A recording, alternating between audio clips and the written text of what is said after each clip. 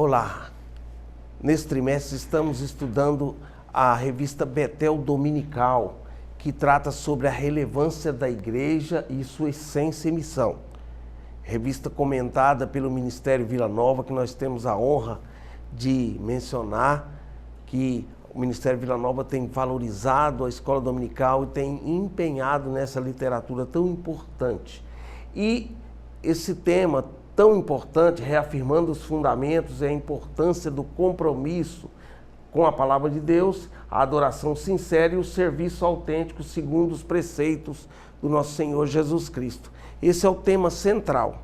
E durante todo esse trimestre nós fizemos a análise da lição com esses vídeos e hoje temos a alegria de comentar o encerramento do trimestre com a última lição, a lição de número 13, que nos traz um tema deveras importante que vamos acompanhar. Acompanhe conosco. Lição de número 13, a relevância e esperança da volta de Cristo para a sua igreja. Esse tema tem 3 objetivos muito específicos e importantes. Primeiro, reafirmar a promessa da vinda de Jesus. Segundo, falar que todas as profecias terão cabal cumprimento. E em terceiro, alertar sobre o preparo da igreja para o glorioso evento, para este glorioso evento. Então é muito importante nós atentarmos para isso, porque nós entendemos que a igreja está nos seus últimos dias na terra. E esse tema tem uma relevância muito importante. Vamos para a lição de número 13. Introdução. Nesse encerramento de trimestre, veremos a preciosidade e firmeza da esperança que possui aquele que está em Cristo Jesus. É a habitação do Espírito Santo e aguarda com expectativa a volta do Senhor Jesus para buscar a sua igreja. Ou seja, nós estamos aguardando esse eminente arrebatamento, porque a igreja está preparada, está se preparando para esse evento escatológico que pode acontecer a qualquer momento. Vamos para o ponto 1, que vai nos dar um pouco de embasamento acerca desse tema. As promessas de Deus são dignas de confiança. As promessas da volta do Senhor Jesus é digna de confiança e ela vai se cumprir com certeza. A igreja sabe que a sua esperança está em Deus e que Ele é fiel para cumprir tudo aquilo que prometeu. 1.1 vai nos dar essa dimensão dessa fidelidade de Deus em cumprir a sua promessa e principalmente que a igreja esteja firmado na esperança e na expectativa desse cumprimento de promessa. Vamos à frente para 1.1, que vai focalizar essa firmeza das promessas. O autor aos Hebreus fala claramente em Hebreus 10, 23, que tenhamos a confissão da nossa esperança, porque quem fez a promessa é fiel. Vejamos, Jesus nos deixou riquíssimas promessas de que iria preparar um lugar para o seu povo na glória. Em João 14 fala exatamente que ele iria preparar lugar para todos nós. Ele sabia que os discípulos ficariam desorientados, inconsoláveis, turbados. No entanto, os confortou com maravilhosas promessas de que essas também são extensivas a nós cristãos desta geração também. Ou seja, as promessas de que ele estaria preparando um lugar maravilhoso para buscar a sua igreja para estar com ele. 1.2 vai falar claramente sobre a ressurreição de Cristo, que é um ponto central do Evangelho e um ponto central da doutrina, da cristologia. Vamos entender bem. A ressurreição de Jesus é a base da fé cristã e se tornou o marco principal, olhe bem, o marco principal nos evangelhos. Ou seja, a ressurreição de Cristo é o ponto central deste evangelho, principalmente da religião cristã. O apóstolo Paulo adverte, e se Cristo não ressuscitou, então é vã a nossa fé. 1 Coríntios 15, 17. Na ressurreição nos é dada a garantia, olhe bem, a garantia de que, assim como ele, Jesus, ressuscitou, um dia todos nós, salvos, ressuscitaremos também com ele e terão a vida eterna com Cristo. Então, a ressurreição de Cristo é o pré-requisito para entendermos sobre a base principal da vida eterna para o cristão. Vamos à frente. 1.3 vai falar sobre a ascensão de Cristo, porque depois de ressuscitado, Jesus foi assunto aos céus. Vejamos. As Escrituras deixam claro que a ascensão de Jesus foi um retorno literal, ou seja, foi um retorno objetivo, concreto e corpóreo também aos céus. Jesus preparou os corações dos discípulos sobre esse sublime acontecimento. Está lá em João capítulo 7, verso 33. Jesus subiu aos céus de forma visível, enquanto os discípulos se esforçavam para ver um último vislumbre da imagem dele subindo.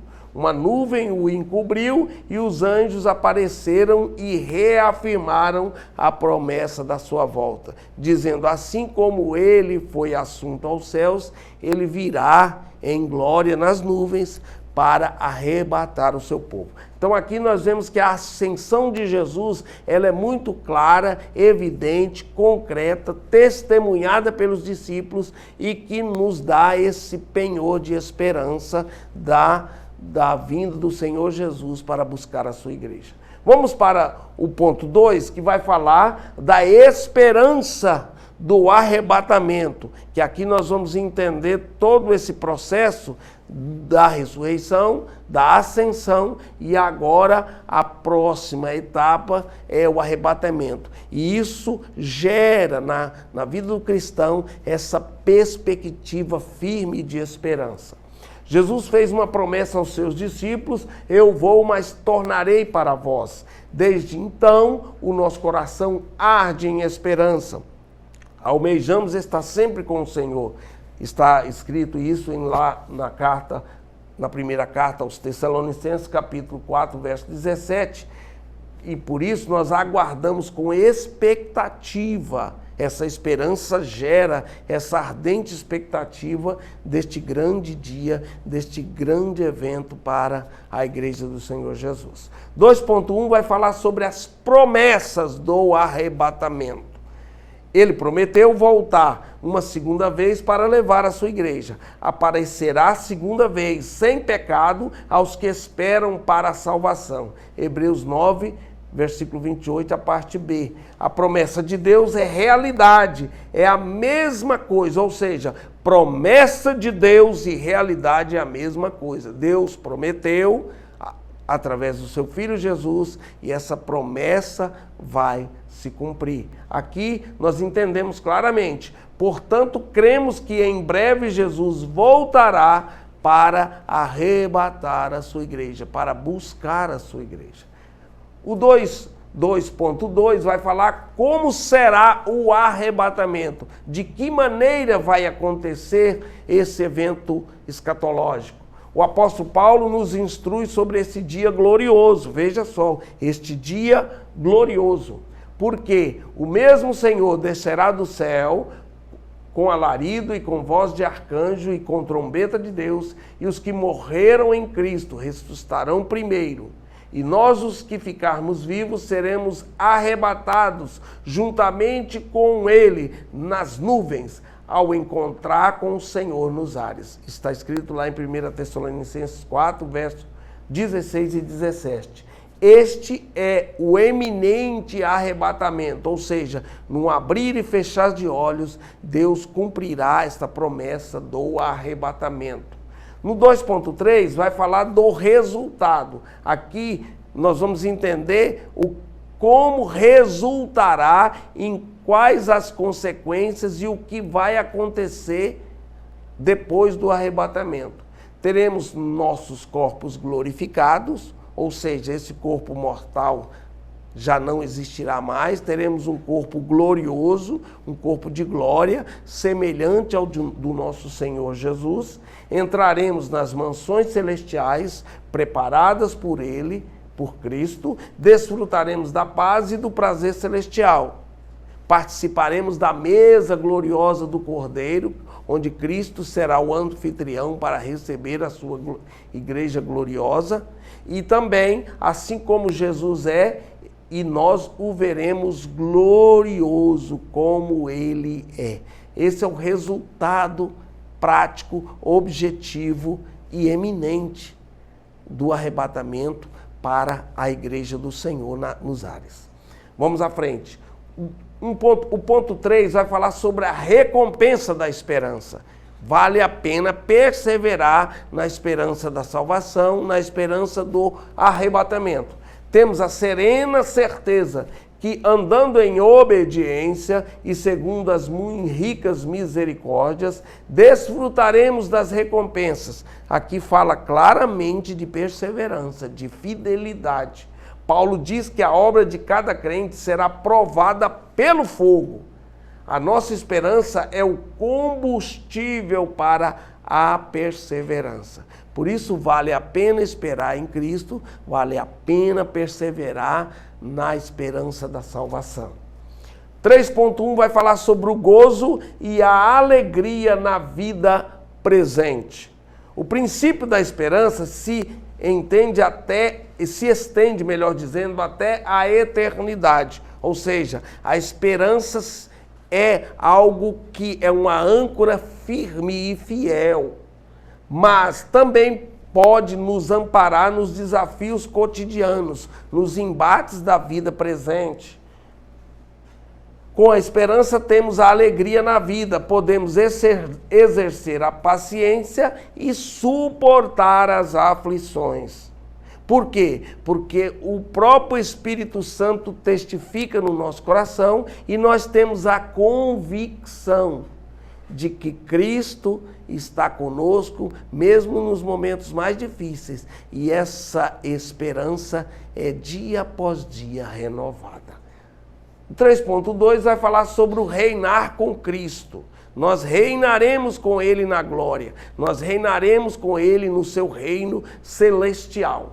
Aqui aponta para a natureza real, pois servimos ao Rei dos Reis e assim nos tornamos participantes da sua natureza real. Tal verdade que revela a identidade do povo de Deus, desse povo que serve a Cristo, foi resgatado por Ele, pertence a Deus e faz parte do seu reino. O reino de Cristo habita em nós. O próprio Senhor Jesus disse que o reino de Deus está no nosso meio. Então nós reinaremos com Cristo na glória de forma literal, mas nós somos coparticipantes hoje do reino de Cristo. O 3.3 vai falar sobre a manifestação futura, ou seja, depois do cumprimento da promessa.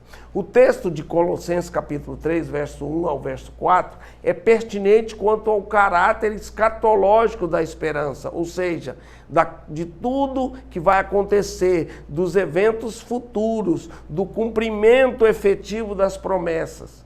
Aqui, ao mesmo tempo que o nascido de novo já expressa no dia a dia uma conduta coerente com o fato de viver em novidade de vida, portanto, vive na expectativa de estar com Cristo nas mansões celestiais. Então aqui nós entendemos claramente que a perspectiva futura é vivida hoje, no cotidiano. Por quê? Porque o reino de Deus está no nosso meio e a nossa pátria não é aqui. Nós estamos aqui de passagem, ou seja, nosso reino é com Cristo. Nós estamos aqui vivenciando um momento, um período, mas logo, logo estaremos com Ele na glória.